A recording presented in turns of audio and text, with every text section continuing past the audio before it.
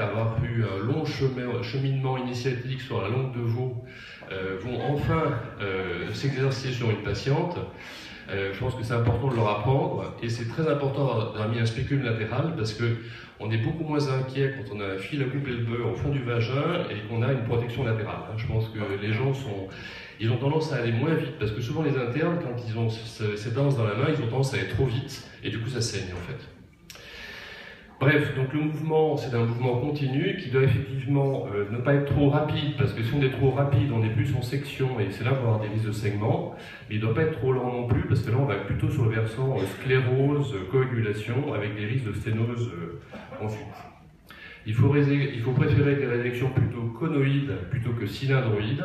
Alors c'est vrai, quand on a une petite lésion sur un petit col, on a tendance à rentrer, faire le mouvement et ressortir. Et là on se retrouve avec un cylindre. Le problème, c'est que ça a tendance à sténoser beaucoup plus qu'un cône.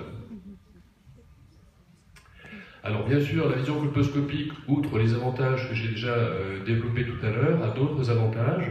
Ça permet de diriger, comme ça a déjà été présenté par Xavier, le laser sur la tag 1 périphérique avec des signes d'infestation virale. Donc on va faire la résection de la tag 2 au milieu, et ensuite on va faire le laser périphérique sous contrôle colposcopique. Ça permet aussi d'explorer l'endocole après avoir mis de l'acide acétique pour vérifier qu'on est bien passé en zone saine. On peut s'amuser aussi à faire une colposcopie de la pièce opératoire, et on voit ici bien la zone de jonction qui a été retirée. Et puis bien sûr, ça permet, quand on retire le spiculum, le temps du lugol vaginal pour dépister un éventuel VIN qu'on traitera bien sûr dans le même temps.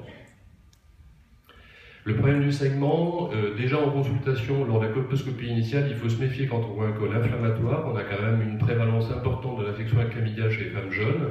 Et donc il faut avoir la bactériologie facile pour pouvoir traiter ces patientes avant de les traiter par chirurgie. Ensuite, quand on a un saignement, dans un premier temps, personnellement j'utilise, parce que j'ai la chance d'avoir un laser, le laser défocalisé. Je pense qu'avec un laser défocalisé, on a moins d'effets thermiques en profondeur qu'avec une boule de cautérisation. Alors cela étant dit, quand ça saigne beaucoup, même les petites résections peuvent saigner, le laser ne va pas toujours suffire et on sera parfois amené à utiliser une boule de cautérisation, également si on n'a pas de laser bien sûr. Et dans ces cas-là, comme l'a précisé Xavier, il faut vraiment faire une hémostase dirigée, parcimonieuse, sous contrôle colposcopique, en visant vraiment le petit vaisseau qui saigne, et ne pas faire une cautérisation de tout le cratère comme on voit parfois faire, où là on va rajouter aux 10 ou 15 mm de résection, 2 à 3 mm probablement d'effet délétère de sclérose dû à la cautérisation.